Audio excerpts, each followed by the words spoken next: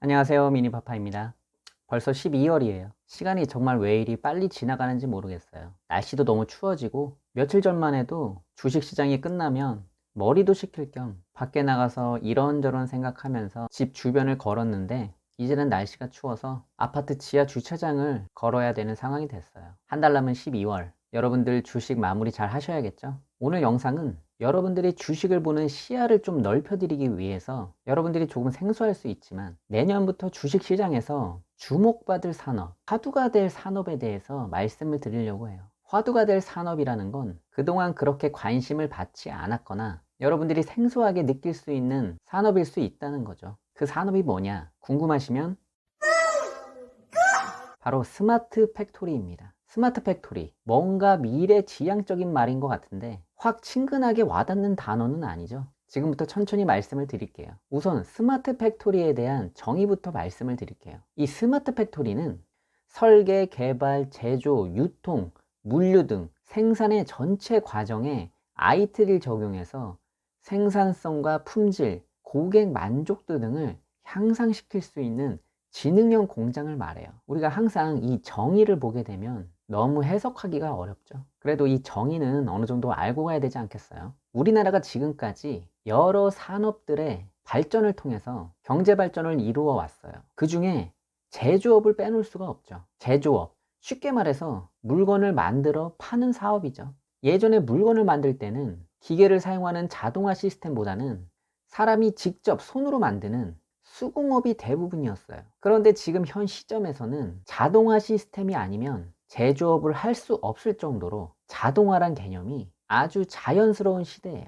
그럼 오늘 말하고자 하는 스마트 팩토리는 과연 무엇이냐? 공장에서 사용하는 자동화 시스템에서 한 단계 더 진화된 지능형 자동화 시스템이라고 생각하시면 돼요. 그런데 이 자동화 시스템에서 지능형 자동화 시스템으로 옮겨가는 과정, 스마트 팩토리라는 것이 그렇게 중요한 것이냐? 완전 중요합니다. 이 스마트 팩토리는 전 세계가 지향하고 있는 4차 산업혁명의 핵심이기 때문이에요. 어떤 것이 핵심인지 말씀을 드릴게요. 이 스마트 팩토리를 구축을 하려면 여러분들이 알고 있는 빅데이터, 사물인터넷, 인공지능, 5G, 3D 프린팅, 클라우드 컴퓨터 등 미래 핵심 기술들이 집약돼 있어야 되기 때문이에요. 이 스마트 팩토리, 쉽게 풀어서 스마트 공장이라고 제가 말을 할게요. 이 스마트 공장이 돌아가기 위해서는 이 여러 가지 첨단 기술들이 유기적으로 작용을 해야만 완벽한 스마트 공장을 만들어낼 수 있다는 거예요. 기존의 자동화된 시스템을 가진 공장하고 완전히 다른 개념이라고 보시면 돼요.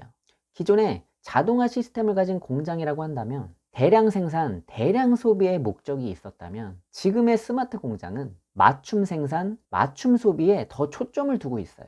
기계들이 더 영리해지면서 유연성이 생겼다는 거예요. 이렇게 말로만 하면 뭐가 어떻게 변한 건지 갸우뚱하실 거예요. 이 스마트 공장을 설명하기 위해서는 정말 복잡하게 많은 예를 들 수 있지만 그 중에 하나의 예를 들어 드릴게요. 위 그림에서 보듯이 예전의 자동화 방식은 한 라인에 고정되어 있는 기계들이 일관된 과정을 통해서 대량 생산을 하는 방식이라면 오른쪽 그림의 스마트 공장의 방식을 보면 같은 자동화 기계이긴 하지만 기계들이 고정되어 있지 않고 모듈의 변화에 따라서 유연성 있게 서로 다른 공정들을 수행할 수 있는 유기적인 관계를 갖고 있다는 거예요. 즉, 한 자동화 기계가 한 가지 일만 수행하는 것이 아니고 여러 가지 일을 병행하며 일을 수행할 수 있다는 거죠. 어느 한 물건을 소비자의 요구에 의해서 대량 생산을 하고 있는데 소비자의 요구가 달라졌을 때 이미 대량 생산을 하기 위해 구축해 놓은 기계들을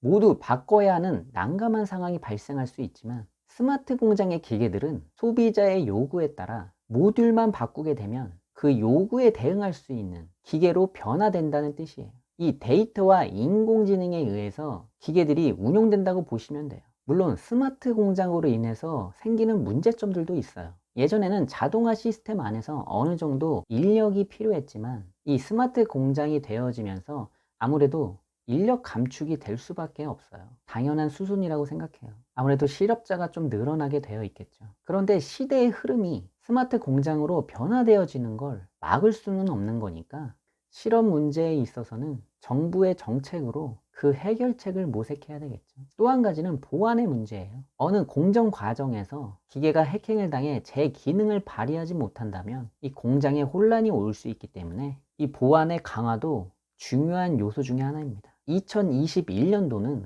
이 스마트 팩토리가 이 국가 정책 산업의 일환으로 4차 산업혁명을 이끌어가는 핵심 산업이 될 거라고 생각합니다. 여러분도 거기에 발맞춰서 스마트 팩토리에 관련된 기업이 어떤 기업들이 있는지 관심을 가지고 공부해 보시고 투자할 만한 가치가 있다고 생각하는 기업이 있다면 말리지 않겠습니다. 제가 오늘 말씀드린 건 스마트 팩토리에 대한 기본적인 개념만 간단하게 말씀드렸기 때문에 더 자세한 내용을 알고 싶은 분들은 검색을 통해서 더 좋은 내용들을 접하시면 될 것 같아요. 스마트 팩토리 어떻게 도움이 되셨나요? 영상이 도움이 되셨다면 구독과 좋아요, 알림 설정해 주시고 다음 영상에서 뵙겠습니다.